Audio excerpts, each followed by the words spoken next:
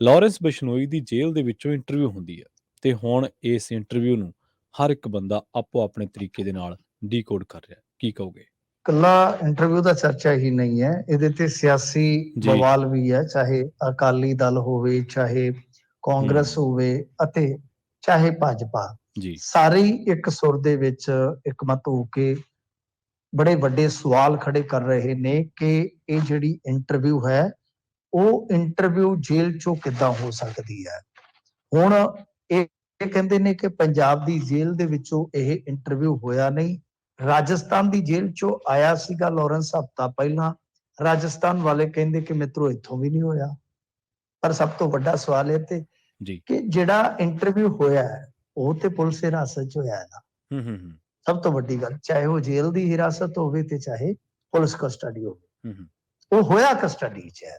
ਕਿਉਂਕਿ ਕਸਟਡੀ 'ਚ 1.5-2 ਘੰਟੇ ਕਿਸੇ ਦਾ ਐ ਕੈਮਰੇ ਦੇ ਸਾਹਮਣੇ, ਉਹ ਵੀ ਬਲੈਕ ਪਰਦਾ ਲਾ ਕੇ ਬੈਠਣਾ ਤੇ ਉਹ ਵੀ ਲਾਈਟ ਵਧੀਆ ਕਰਕੇ, ਇਹ ਆਪਣੇ ਆਪ ਦੇ ਵਿੱਚ ਬੜੇ ਵੱਡੇ ਪ੍ਰਸ਼ਨ ਚਿੰਨ੍ਹ ਹੈ। ਜਿੱਥੋਂ ਤੱਕ ਇਹਨੂੰ ਡੀਕੋਡ ਕਰਨ ਦਾ ਸਵਾਲ ਹੈ, ਦੇਖੋ ਮੈਂ ਉਹਨਾਂ ਬੰਦਿਆਂ ਦੇ ਆਪਣੇ ਆਪ ਨੂੰ ਕਾਬਲ ਨਹੀਂ ਸਮਝਦਾ ਜੋ ਡੀਕੋਡ ਕਰਦੇ ਨੇ ਇਹਨਾਂ ਚੀਜ਼ਾਂ ਨੂੰ, ਪਰੰਤੂ ਮੇਰੀ ਤੁੱਛ ਬੁੱਧੀ ਅਨੁਸਾਰ ਕੁਝ ਚੀਜ਼ਾਂ ਜਿਹੜੀਆਂ ਨੇ ਉਹ ਕੰਟਰਾਡਿਕਟ ਨੇ ਉਸ ਇੰਟਰਵਿਊ ਦੇ ਵਿੱਚ। ਜੀ। ਕੁਝ ਚੀਜ਼ਾਂ ਦਾ ਦੁਹਰਾਅ ਹੈ ਤੇ ਕੁਝ ਚੀਜ਼ਾਂ ਦਾ ਉਭਾਰ ਹੈ। ਮੈਂ ਇਹਨੂੰ ਵੱਖ-ਵੱਖ ਪੋਰਸ਼ਨਾਂ 'ਚ ਲੈਣਾ ਇੰਟਰਵਿਊ ਨੂੰ। ਕੁਝ ਗੱਲਾਂ ਕੰਟਰਾਡਿਕਟ ਨੇ ਲਾਰੈਂਸ ਦੀਆਂ ਜਿਹੜੀਆਂ ਕਿ ਉਸੇ ਇੰਟਰਵਿਊ 'ਚ ਨੇ, ਵਿਰੋਧਾਭਾਸ ਆ। ਮਸਲਨ ਮੈਂ ਇੱਕ ਮਿਸਾਲ ਦੇ ਦਿੰਦਾ, ਵੈਸੇ ਤਾਂ ਬਹੁਤ ਹੋ ਸਕਦੀ ਹੈ, ਕਿ ਉਹ ਕਹਿੰਦਾ ਕਿ ਮੈਂ ਇਸ ਪਲੈਨਿੰਗ 'ਚ ਨਹੀਂ ਆ, ਪਰ ਉਸੇ ਇੰਟਰਵਿਊ 'ਚ ਉਹ ਕਹਿੰਦਾ ਕਿ ਮੈਂ ਮਈ ਦੇ ਵਿੱਚ ਹੀ ਨਹੀਂ, ਸੌਰੀ, ਜਦ ਵਿੱਕੀ ਮਿੱਡੂ ਖੇੜੇ ਦਾ ਕਤਲ ਹੋਇਆ, ਯਾਨੀ ਉਦੋਂ ਹੀ ਕਹਿ ਦਿੱਤਾ ਸੀਗਾ ਕਿ ਇਹਦਾ ਕਰੋ ਹਿਸਾਬ ਕਿਤਾਬ। ਠੀਕ ਹੈ। ਤਾਂ ਇਹ ਆਪਣੇ ਆਪ ਦੇ ਵਿੱਚ ਵਿਰੋਧਾਭਾਸ ਹੈ ਜੀ। ਕਿ ਪਲੈਨਿੰਗ ਤਾਂ ਫਿਰ ਉੱਥੇ ਉਦੋਂ ਹੀ ਸ਼ੁਰੂ ਹੋ ਗਈ ਨਾ। ਪਲੈਨਿੰਗ 'ਚ ਤਾਂ ਤੁਸੀਂ ਉਦੋਂ ਹੀ ਸ਼ਾਮਲ ਹੋ ਗਏ ਜਦੋਂ ਤੁਸੀਂ ਕਹਤਾ ਕਿ ਫਲਾਣੇ ਦਾ ਚੱਕ ਦੋ ਕੰਮ। ਫਿਰ ਮਤਲਬ ਕਿ ਦੁਹਰਾ ਜੇ ਤੁਸੀਂ ਦੇਖੋਗੇ ਤਾਂ ਮੂਸੇਵਾਲੇ ਨੂੰ ਗੈਂਗਸਟਰਾਂ ਦੇ ਵਿੱਚ ਸ਼ਾਮਲ ਹੋਇਆ ਦੱਸਣਾ, ਜਿਵੇਂ ਗੋਲਡੀ ਬਰਾੜ ਨੇ ਅਗਲੀਆਂ ਕਥਿਤ ਇੰਟਰਵਿਊਜ਼ 'ਚ ਕਿਹਾ ਸੀ, ਉਹ ਦੁਹਰਾ ਹੈ।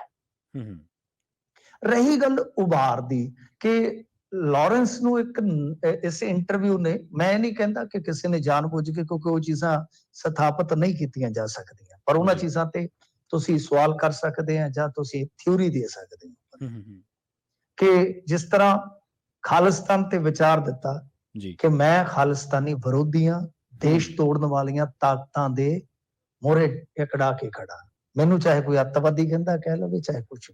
ਫਿਰ ਭਗਤ ਸਿੰਘ ਦੀ ਟੀ-ਸ਼ਰਟ ਦਾ ਮਸਲਾ ਕਿ ਮੈਨੂੰ ਜ਼ਬਰਦਸਤੀ ਟੀ-ਸ਼ਰਟ ਪਾਉਣ ਤੋਂ ਰੋਕਿਆ ਗਿਆ, ਨੈਕਸਲਾਈਟ ਦਾ ਹਵਾਲਾ ਆਉਂਦਾ ਉੱਥੇ। ਯਾਨੀ ਖੁੱਲ ਕੇ ਆਈਡੀਓਲੋਜੀ ਦਾ ਪ੍ਰਦਰਸ਼ਨ ਹੁੰਦਾ ਹੈ, ਠੀਕ ਉਸ ਵੇਲੇ ਜਦੋਂ ਅੰਮ੍ਰਿਤਪਾਲ ਸਿੰਘ ਦਾ ਉਭਾਰ ਹੋਇਆ।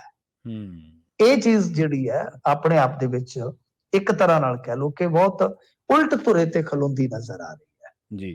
ਹਾਲਾਂਕਿ ਉੱਥੇ ਇੱਕ ਕਾਊਂਟਰ ਸਵਾਲ ਕੀਤਾ ਜਾ ਸਕਦਾ ਸੀ ਕਿ ਮੰਨ ਲਓ ਜੇ ਕੱਲ ਨੂੰ ਜਿਵੇਂ ਹੁਣ ਕੋਈ ਹਥਿਆਰਬੰਦ ਸੰਘਰਸ਼ ਦਾ ਐਲਾਨ ਹੋ ਜਾਂਦਾ ਤਾਂ ਕੀ ਤੁਸੀਂ ਵੀ ਬਰੋਬਰ ਖੜੋਗੇ ਜਾਂ ਇਹਨਾਂ ਨੂੰ ਬਰਾਬਰ ਟੱਕਰ ਦਿਓਗੇ? ਤਾਂ ਉੱਥੇ ਹੋਰ ਵੀ ਗੱਲ ਜਿਹੜੀ ਹੈ ਉਹ ਖੁੱਲ ਸਕਦੀ ਸੀ। ਤਾਂ ਬਥੇਰਾ ਮਤਲਬ ਕਿ ਇਸ ਇੰਟਰਵਿਊ ਦੇ ਵਿੱਚੋਂ ਜੇ ਤੁਸੀਂ ਦੇਖੋਗੇ ਬਥੇਰਾ ਕੁਝ ਤੁਹਾਨੂੰ ਮਿਲ ਜਾਏਗਾ ਜਿਹੜਾ ਬਹੁਤ ਨਵਾਂ ਹੈ, ਬਹੁਤ ਨਵਾਂ ਹੈ। ਤਾਂ ਇਸ ਕਰਕੇ ਸਾਰੀਆਂ ਚੀਜ਼ਾਂ ਡੀਕੋਡ ਕਰਨੀਆਂ ਬਹੁਤ ਔਖੀਆਂ ਹੁੰਦੀਆਂ, ਪਰ ਮੈਂ ਇਸ ਨੂੰ ਖਾਸ ਤੌਰ ਤੇ ਜੋ ਆਈਡੀਓਲੋਜੀ ਪੇਸ਼ ਕੀਤੀ ਗਈ ਹੈ ਇਸ ਇੰਟਰਵਿਊ ਨੇ ਲਾਰੈਂਸ ਦੀ, ਉਹਦੇ ਤੇ ਜ਼ਿਆਦਾ ਟਿਕਿਆ ਹੋਇਆ ਕਿ ਇਹ ਇਸ ਵੇਲੇ ਇਹਨਾਂ ਖੁੱਲ ਕੇ ਆਈਡੀਓਲੋਜੀ ਜਿਹੜੀ ਹੈ ਇਹ ਪ੍ਰਦਰਸ਼ਿਤ ਕਿਉਂ ਹੋਈ ਹੈ। ਕਿਉਂਕਿ ਵੈਸੇ ਅਸੀਂ ਤਾਂ, ਕਿਉਂਕਿ ਸਾਡੇ ਤਾਂ ਦੇਖੋ ਗਵਾਂਢ ਚ ਨੇ ਲਾਰੈਂਸ ਹੋਰੀ, ਤੁਹਾਨੂੰ ਪਤਾ ਹੈ ਮੇਰੇ ਪਿੰਡਾਂ ਦੇ ਆ, ਤੇ ਸਾਨੂੰ ਤਾਂ ਇਹਨਾਂ ਚੀਜ਼ਾਂ ਦਾ ਪਤਾ, ਵੈਸੇ ਪਤਾ ਸੀ। ਤਾਂ ਹੁਣ ਖੁੱਲ ਕੇ ਇੱਕ ਹੁੰਦਾ ਕਿ ਆਪਾਂ ਕਿਸੇ ਬਾਰੇ ਜਾਣਦੇ ਹਾਂ ਕਿ ਯਾਰ ਉਹ ਆਪਣੇ ਧਰਮ ਪ੍ਰਤੀ ਬਹੁਤ ਸੰਜੀਦਾ ਹੈ। ਉਹਨੇ ਇਹ ਵੀ ਦੱਸਿਆ ਨਾ, ਤੁਸੀਂ ਜੇ ਗੌਰ ਨਾਲ ਸੁਣਿਆ ਹੋਏਗਾ ਕਿ ਮੈਂ ਸਲਮਾਨ ਨੂੰ ਕਿਉਂ ਮਾਰਨਾ ਚਾਹੁੰਦਾ, ਕਿਉਂਕਿ ਮੈਂ ਅੱਗੇ ਵੀ ਇਸ ਗੱਲ ਦੀ ਜਾਣਕਾਰੀ ਦਿੱਤੀ ਹੈ ਬਹੁਤ ਸਾਰੇ ਪਲੇਟਫਾਰਮਾਂ ਤੇ ਕਿ ਬਿਸ਼ਨੋਈ ਸਮਾਜ ਦੇ ਵਿੱਚ ਜੀਵ ਹੱਤਿਆ ਬੱਜਰ ਗੁਨਾਹ ਹੈ। ਤਾਂ ਇੱਥੋਂ ਇਹ ਚੀਜ਼ ਵੀ ਪ੍ਰਦਰਸ਼ਿਤ ਹੋ ਜਾਂਦੀ ਹੈ ਆਪਦੇ ਵਿਚਾਰਾਂ ਰਾਹੀਂ, ਉਹਨੂੰ ਆਪਾਂ ਕਹਿ ਸਕਦੇ ਹਾਂ। तो कुल मिला के ਇਹ ਚੀਜ਼ਾਂ ਜਿਹੜੀਆਂ ਨੇ ਕਿ ਜਿਸ ਤਰ੍ਹਾਂ ਖੁੱਲ ਕੇ ਪ੍ਰਦਰਸ਼ਨ ਕੀਤਾ ਹੈ ਆਈਡੀਓਲੋਜੀ ਦਾ, ਇਹ ਲਾਰੈਂਸ ਦੀ ਜ਼ਿੰਦਗੀ 'ਚ ਪਹਿਲਾ ਪਲੇਟਫਾਰਮ ਤੇ ਪਹਿਲਾ ਇੰਟਰਵਿਊ ਹੈ। ਵੈਸੇ ਉਹ ਬਹੁਤ ਪੜ੍ਹਿਆ ਹੈ, ਬਹੁਤ ਇੱਕ ਤਰ੍ਹਾਂ ਨਾਲ ਕਹਿ ਲਓ ਕਿ ਉੜਿਆ ਵੀ ਹੈ, ਪਰ ਇਸ ਤਰ੍ਹਾਂ ਦੀ ਇੰਟਰਵਿਊ ਆਪਣੇ ਆਪ ਦੇ ਵਿੱਚ ਇਹ ਚੀਜ਼ਾਂ ਜਿਹੜੀਆਂ ਨਾ ਉਹ ਖੁੱਲ ਕੇ ਪ੍ਰਗਟਾਵਾ ਉਹਨਾਂ ਦਾ ਕਰਦੀ ਹੈ। ਤਾਂ ਖੈਰ ਹੁਣ ਦੇਖਦੇ ਹਾਂ, ਇਹਦੇ ਤੇ ਖਾਸਾ ਚਰਚਾ ਹੈ ਤੇ ਗਾਂ ਵੇਖੋ ਕੀ ਬਣਦਾ ਕੀ ਨਹੀਂ ਬਣਦਾ।